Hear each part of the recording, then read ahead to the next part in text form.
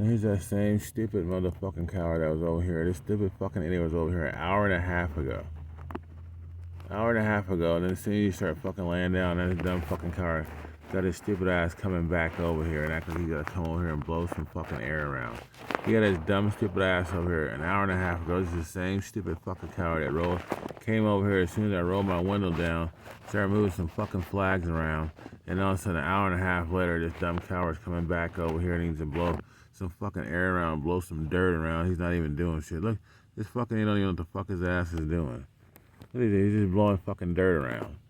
Stupid fucking coward ain't even doing no damn work. And here's another example of these dumb, stupid fucking cowards from Jefferson Golf Course keep bringing their dumb, stupid ass over here around me, and I got nothing to even do with this dumb, stupid fucking coward. All he's doing is just driving around in circles with some fucking blower making a bunch of noise. That dumb, stupid ass coward just had his ass over here by this fence.